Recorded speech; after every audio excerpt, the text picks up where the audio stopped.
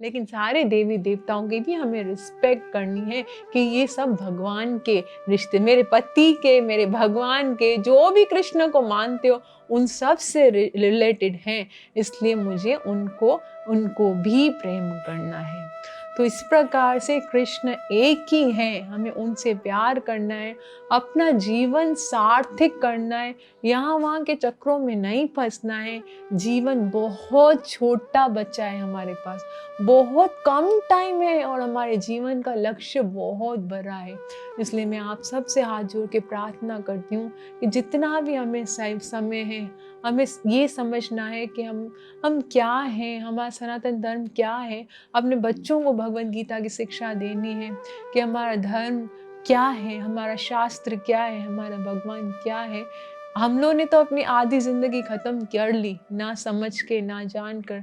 जो हमारे बच्चे हैं उनको सही शिक्षा दिलवानी है ताकि वो हमारे धर्म में रहें और कहीं और जगहों पर ना जाए। तो आप सबका बहुत बहुत धन्यवाद। कृपया इसी तरह से साथ रहिएगा, हम आगे भी और अच्छे से समझेंगे। अब हम भगवद गीता के तीसरे टॉपिक को, जो प्रकृति है, उसको नेक्स्ट एपिसोड में समझने का प्रयास करेंगे। कृपया साथ दीजिएगा, मेरे लिए प्रार्थना कीजिएगा, मुझे आशीर्वाद दें कि मैं इसी प्रकार से गुरु और गुरुंगा की सेवा करती रहूं और भगवान नाम से जुड़ी रहूं। हरे कृष्णा हरे कृष्णा कृष्ण कृष्ण हरे हरे, हरे राम राम राम हरे हरे। ज्ञान वर्षा के इस चैनल में आप सबका बहुत बहुत स्वागत है। तो इस आध्यात्मिक जगत में प्रवेश करने से पहले गुरु और गोरंगा से कृपा की याचना करेंगे ताकि हम जो कुछ भी श्रवण करने वाले हैं उसका पूरा पूरा लाभ प्राप्त कर सके, जो कि है कृष्ण प्रेम की प्राप्ति। ओम नमो भगवती वासुदेवाय। ओम नमो भगवती वासुदेवाय। ओम नमो भगवती वासुदेवाय। ओम अज्ञानतिम्रान्धस्य ज्ञानञ्जनशलाकया चक्षुरुन्मीलितं येन तस्मै श्रीगुरवे नमः। श्रीचैतन्यमनोभीष्टं स्थापितं येन भूतले स्वयं रूपः कदा मह्यं ददाति स्वपदान्तिकम्। वन्देऽहं श्रीगुरुः श्रीयुतपदकमलं श्रीगुरुन् वैष्णवांश्च श्रीरूपं साग्रजातं सहगणरघुनाथान्वितं तं सजीवं साद्वैतं सावधूतं परिजनसहितं कृष्णचैतन्यदेवं श्रीराधा कृष्णपादान् सहगणललिता श्रीविशाखान्वितांश्च। हे कृष्णा करुणा सिन्धु दीनबन्धु जगत्पति गोपेश गोपिकान्त राधाकान्त नमोऽस्तुते। ताप्तकाञ्चन गौराङ्गी राधे वृन्दावनेश्वरी वृषभानुसुते देवी प्रणमामि हरिप्रिया। वाञ्छाकल्पतरुभ्यश्च कृपा सिन्धुभ्यैव च पतितनां पावनेभ्यो वैष्णवेभ्यो नमो नमः। जय श्री कृष्ण चैतन्य प्रभु नित्यानंद श्री अद्वैत गदाधर श्रीवासादि गौर भक्त वृंदा। हरे कृष्णा कृष्णा कृष्णा हरे हरे, हरे राम राम राम हरे हरे। श्रीमद् भगवद गीता मात की जय। मोकं कुरुतु वाचालं पंगुं लंघयते गिरं यत्कृपातमहं वन्दे श्रीगुरुं दीनतारणं। परमानन्दमाधवं श्री चैतन्य ईश्वरम। हरे कृष्णा। तो आज हम नए टॉपिक के साथ, जैसे कि हम भगवत गीता के उन 5 मेन विषय वस्तु के बारे में पढ़ने का, उसको जानने का प्रयास कर रहे हैं। और वो 5 विषय वस्तु कौन सी हैं? जीव, ईश्वर, प्रकृति, काल और कर्म। हमने जीव के बारे में बहुत डिटेल से जाना, ईश्वर भगवान कौन है उनके बारे में बहुत डिटेल से जाना। आज हम तीसरा टॉपिक जो कि है प्रकृति। What is the meaning of प्रकृति? जहाँ हम रह रहे हैं, इनकी ये सृष्टि, ये संसार, ये क्या है, कैसे ये प्रकृति को बनाया गया, क्या है ये प्रकृति। आप में से बहुत सारे लोग ऐसे होंगे तो सोच रहे होंगे कि हम क्या करें प्रकृति को जानकर। जो भी हुआ हो, जैसे भी भगवान ने तख्लीक किया हो, इसका निर्माण जैसे भी किया हो, हमारा क्या इसमें।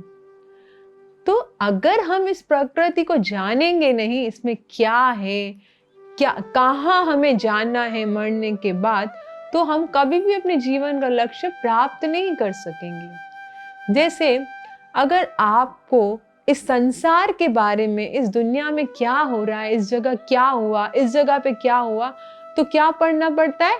न्यूज़पेपर, है ना। न्यूज़पेपर पढ़ना होता है या न्यूज़ सुननी होती है आपको। तो न्यूज़पेपर आप लोग देखोगे डेली चेंज होता है ना, डेली। आज न्यूज़पेपर, तो कल जो न्यूज़पेपर मैंने पढ़ा था वो पुराना हो गया, है ना। वो न्यूज़ क्या हो जाती है? पुराना।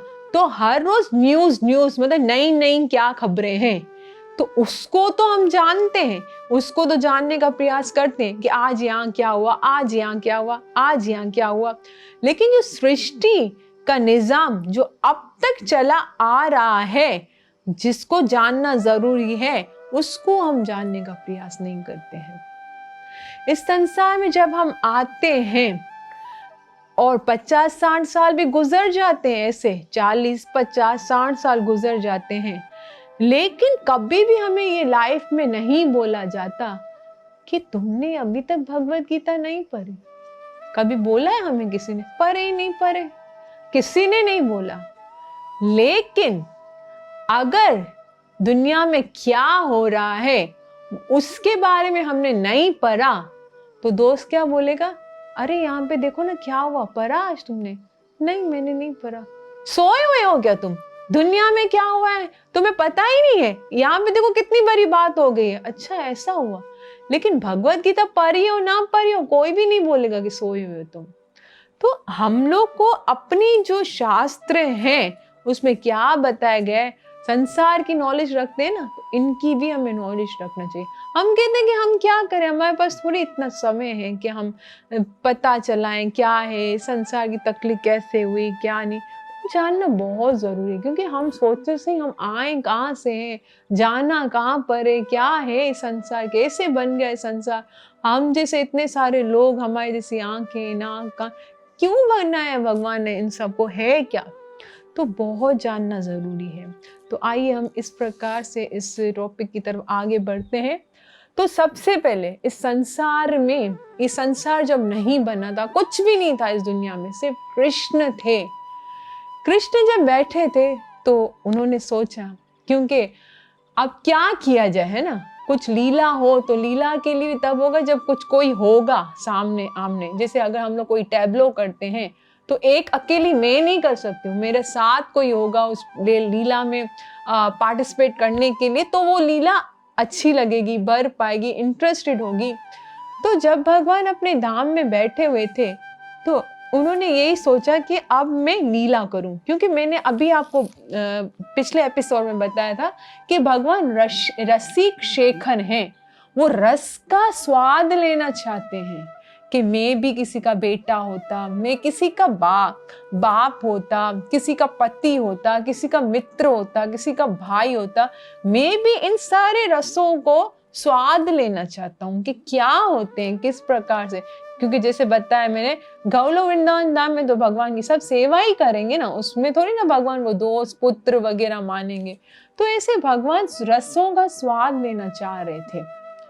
भगवान ने क्या किया, किस तरह से सृष्टि का निर्माण किया, अब आप लोग ध्यान से देखिएगा। बहुत ही थोड़ा टिपिकल टॉपिक है, तो अगर ध्यान से अगर आप श्रवण करेंगे तो ही समझ में आएगा कि किस प्रकार से सृष्टि का निर्माण हुआ क्या था। तो भगवान ने सबसे पहले अपने आप को एक्सपेंड किया। एक्सपेंड करना मतलब अपने में से विस्तार करना। सबसे पहले अपने में से निकाला बलराम जी को। Balram ji is the first expansion of Krishna. सबसे पहले किसको निकाला? बलराम जी को। बलराम जी में से 4 एक्सपेंशन हुए, मतलब बलराम जी के अंदर से ही 4 विस्तारें निकली। कौन कौन सी? वसुदेव, संकर्षण, प्रद्युम्न, अनिरुद्ध। आप लोग चाहो तो एक ट्री डायग्राम भी बना सकते हो। सबसे पहले कृष्ण जो अपने गौलोक वृंदावन में बैठे हुए, इसके बाद बलराम, ठीक है। बलराम से आप ट्री डायग्राम बना सकते हो कि बलराम से 4 व्यूह निकल रहे हैं। सबसे पहला कौन सा? वसुदेव, फिर संकर्षण, प्रद्युम्न, अनिरुद्ध, ठीक है।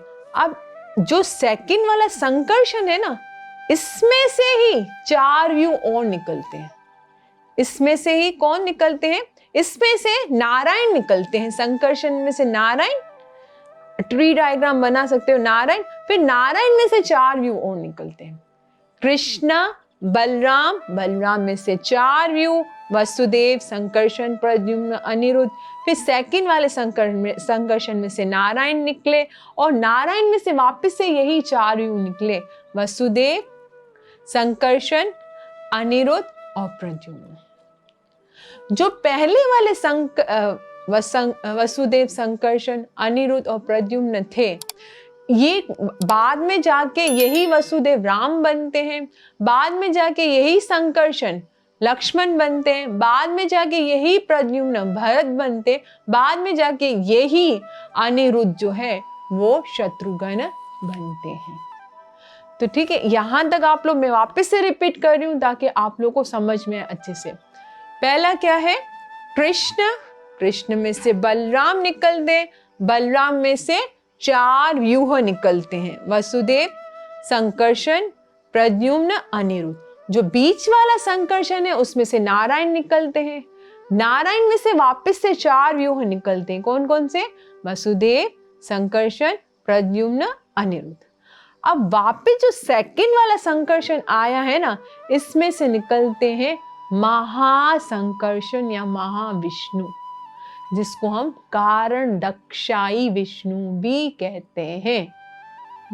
कारण दक्षाई विष्णु, जो कारण समुद्र में लेटे हुए होते हैं। आप लोगों ने हमेशा विष्णु भगवान को देखा होगा, एक बहुत बड़ा सागर होता है, उसमें लेटे हुए होते हैं, मुस्कुरा रहे होते हैं, लक्ष्मी जी उनकी सेवा कर रही होती हैं। तो दक्षाई, दक्षाई मतलब दक्ष जो समंदर, उसको कहते हैं। शाही मतलब लेटे हुए होना। वो विष्णु जो समंदर में लेटे हुए हैं उसको कहते हैं दक्षाई, कारण दक्षाई, जो कारण समंदर में शाही कर रहे हैं, लेटे हुए हैं। तो अभी कारण दक्षाई विष्णु, इसको पुरुष अवतार कहते हैं। टोटल 3 पुरुष अवतार होते हैं। तो कारण दक्षाई विष्णु का क्या कार्य होता है? जैसे कारण दक्षाई विष्णु सांस लेते हैं ना, ऐसे सांस बाहर निकाली ना, इतने सारे ब्रह्मांडों का उत्पत्ति होती है, इतने सारे ब्रह्मांड। देखो वो भगवान है, वो कुछ भी कर सकते हैं। जैसे कितने ब्रह्मांड निकलते हैं, जैसे कहते हैं, जैसे हमारे रोमकूप कैसे होते हैं, रोमकूप क्या होते हैं? रोंगटे। जैसे हमारे स्किन में एक एक उसमें बाल होता है, तो जितने हमारे स्किन में बाल, अब विष्णु तो बहुत भरे हैं, तो जितने उनके रोम थे ना, कितने बाल थे, इतने इतने ब्रह्मांड निकलते हैं उसमें से। और हर ब्रह्मांड, कोई बड़ा साइज का, कोई छोटे साइज का, इतने सारे ब्रह्मांड निकलते हैं। तो हम सिर्फ अपने ब्रह्मांड की बात करेंगे। हम समझते हैं पृथ्वी सब कुछ है, नहीं, बहुत सारे ब्रह्मांड होते हैं, लेकिन दूसरे ब्रह्मांडों का हमसे कोई लेना देना नहीं। इसलिए हम अपने जो हम जिस ब्रह्मांड में रह रहे हैं उसकी ही बात करेंगे, ताकि फिर समझ में आएगा अच्छे से। तो कारणदशाई विष्णु बहुत सारे ब्रह्मांडों को निकालते हैं, उसमें से एक ब्रह्मांड हमारा भी होता है। जितना बड़ा ब्रह्मांड होते हैं उतना बड़े ब्रह्मा जी भी होते हैं, क्योंकि ब्रह्मा जी से 4 सर वाले नहीं होते। जितना बड़ा ब्रह्मांड होते हैं उसके अकॉर्डिंग, कोई 100 सर वाला होता है, कोई 1000 सर वाला होता है, कोई 9 सर वाला होता है, कोई 10 सर, उनके अकॉर्डिंग उतने बड़े ब्रह्मा जी भी होते हैं। तो हमारा जो ब्रह्मांड इतना बड़ा नहीं है, इसलिए ब्रह्मा जी के 4 सर होते हैं। तो यहाँ पर क्या बता रहे थे, कारण दक्षाई विष्णु। कारण दक्षाई विष्णु ब्रह्मांड की उत्पत्ति करते हैं। अब क्या होता है, हर ब्रह्मांड के अंदर होते हैं गर्भोदक्षाई विष्णु। वो ब्रह्मांड जब खाली होता है, भगवान जो है अपने पसीने के जल से उस ब्रह्मांड को आधा भर लेते हैं और उसमें प्रवेश करते हैं। कौन से? गर्भोदक्षाई विष्णु। और फिर क्या होता है, गर्भोदक्षाई विष्णु की नाभि कमल से ब्रह्मा जी की उत्पत्ति होती है। ये पिक्चर भी आप लोगों ने देखी होगी कि भगवान विष्णु लेटे हैं और उनके नाभि कमल से एक फ्लावर निकल रहा है और उसमें ब्रह्मा जी स्थित होते हैं। तो ब्रह्मा जी की बात पर हम वापस से आएंगे, लेकिन अभी हम सीक्वेंस वाइज चल रहे हैं ताकि आपको अच्छे समझ में आए। ठीक है, पहले कौन आए पुरुष अवतार में? कारण दक्षाई विष्णु। फिर हर ब्रह्मांड के अंदर जितने ब्रह्मांड थे उनके अंदर अंदर अंदर, इसमें भी गर्भोदक्षाई विष्णु, इसमें भी गर्भोदक्षाई विष्णु, इसमें भी जितने ब्रह्मांड इतने गर्भोदक्षाई विष्णु और उतने ब्रह्मा जी। हम एक ही ब्रह्मांड ले रहे हैं। ठीक है, फिर इसके बाद तीसरा पुरुष अवतार होता है क्षीरोदक्षाई विष्णु। क्षीरोदक्षाई विष्णु जो है वो क्षीर सागर में लेटे होते हैं। आप लोगों ने कभी सुना नहीं होगा कि दूध का भी एक समुद्र होता है। बहुत सारे संबंध होते हैं, खारा पानी का संबंध होता है, दूध का होता है, जूसिस का होता है, लेकिन इस संसार में नहीं, आध्यात्मिक जगत में होता है। लेकिन क्षीरोदक्षाई विष्णु जहाँ होते हैं, इस भौतिक संसार में ही एक छोटा सा पार्ट है जिसको कहते हैं श्वेत द्वीप, उसमें क्षीरोदक्षाई विष्णु होते हैं। वो इस भौतिक संसार में ही होता है। क्यों? क्योंकि भगवान को जब भी अवतार लेना होता है ना, तो उससे ही क्षीरोदक्षाई विष्णु में से अवतार लेते हैं। जैसे अक्सर बोलते हैं ना, कृष्ण तो विष्णु का अवतार है, कृष्ण तो विष्णु आया कहाँ से? पहले कृष्ण से ही आया है ना। तो लेकिन भगवान को अवतार उसमें से आना पड़ता है, क्योंकि संसार में आ रहे हैं वो आध्यात्मिक दुनिया से। तो इसलिए सब यही समझते हैं कि भगवान कृष्ण विष्णु में से ही आते हैं, लेकिन ऐसा नहीं होता है, उनको उसमें से आना पड़ता है। तो जो भी अवतार होते हैं, जो भी भगवान को लीला करनी होती है, वो उस श्वेत द्वीप में से ही गुजर के इस संसार के अंदर आना पड़ता है। तो क्षीरोदक्षाई विष्णु जितनी भी भगवान के अवतार हैं, कौन कौन से अवतार हैं? जैसे लीला अवतार है, गुण अवतार है, आवेश अवतार है, युग अवतार है, उन सबको क्षीरोदक्षाई विष्णु से ही होकर आना पड़ता है।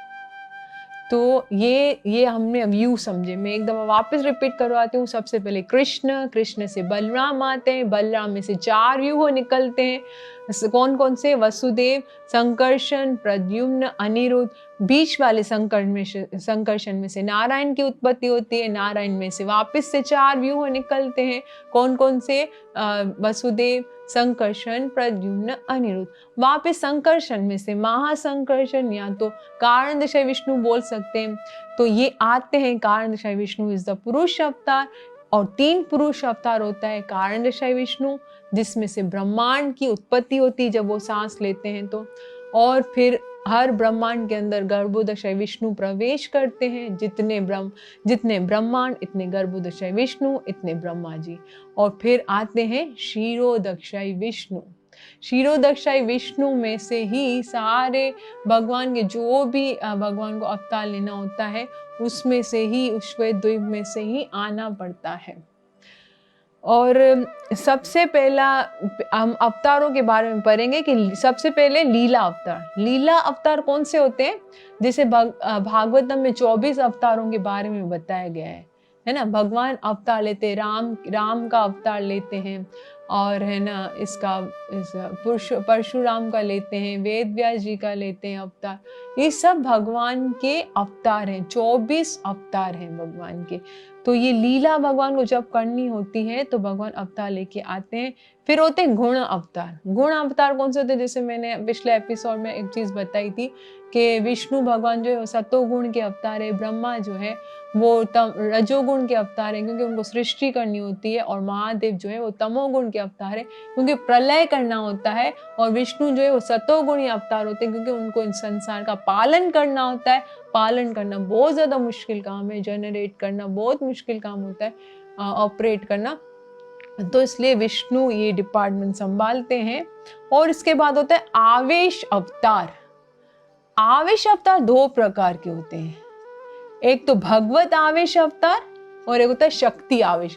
आवेश मतलब उसके अंदर चला जाना। जैसे भगवत आवेश अवतार, या अगर आपको और भी इजी वर्ड में समझाओ कि भगवत आवेश अवतार शक्ति आवेश क्या होता है। भगवत आवेश मतलब स्वयं भगवान, और शक्ति आवेश मतलब भगवान ने अपनी शक्ति उसको दी हुई है कि मेरा आप ये काम कर सकते हो, आपको मैंने इतना पावर दिया है। तो भगवत अवतार आवेश क्या होते हैं?